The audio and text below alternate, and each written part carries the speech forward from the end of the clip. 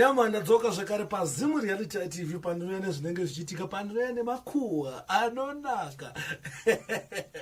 Awa DJ Tamuka wabva waresponda kuna Mukoma Levels. Kana chingosina kuonawo video namboposta pekutanga ndichaya kuti maya Levels akutaura iye kuti zvoni andikundwe na DJ Tamuka. Saka izvozvi zvindauya manje nerespondi ya DJ Tamuka. Bo dzimwe nyaya unazongotanga nekuona video neyo woridza kunzwa kuti dzikubva kupi dzikuenda kupi, but nyaya iripo ndeyekuti Levels akutaura kuti iya akundwa na DJ Tamuka. Saka DJ Tamuka vane respondi yawo yawabva waitawo yawapostawo enda kwakedza kuti muone musasare mugare muri connected. Asi kasanda kuratidza mboone mamwe maresponse anga achitaurwa nevanhu papost ya Mukoma Tamuka, papost ya DJ Tamuka. Dangoti kana uchingeri first time kusvika paZimu Reality ITV usati wasubscribe, please don't forget to subscribe Zimu Reality ITV. Asi kana uchingoka subscribe aiwa sununguka kuenjoya malatest andinoya nawo zuwa regaregara Mwari. Nyaya yangu yakamira so.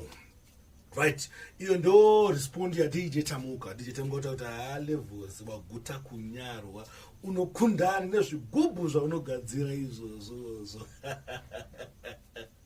Pakaipa ine zvimanje dzakuita sei padzinotungana dzemudanga apa pakurwa magiants.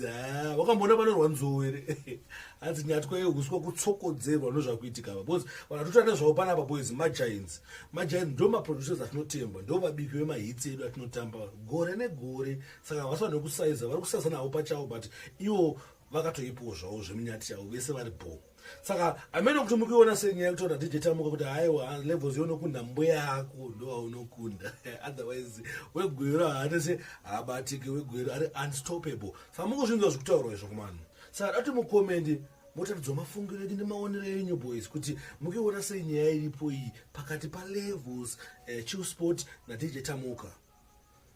Haina perero nashaya chekutaura zvangu, because vese vakomana vaengwambi, vese vakomana vanorohwa. Because Tamuka vacho anobika mahits, Tamuka vacho anogadzira mandande, haastori ball. But kuti tanokunda Levels anobika ofuti mandande, haastori ball. Asi kuti Levels anokunda futi DJ Tamuka, I think pari trick boys atisava wanyepera nezvedu, because Tamuka vacho anorohwa mandande. Saka toda kunzwa mafungiro enyu nemaonero enyu. Kana kuti toita mavhotsi tovhote, tobata zeki yoita se torohwa mavhotsi edu yasonda anokundwa ndiani, because vese vari kuramba kuti uyu anokundwa na uyu anokundwa na uyu. Saka zvanga ndinazvo muzuva ranhasi, ngatikomende pasasabo kuti ndiani anokundwa pakati paDJ Tamuka naLevels.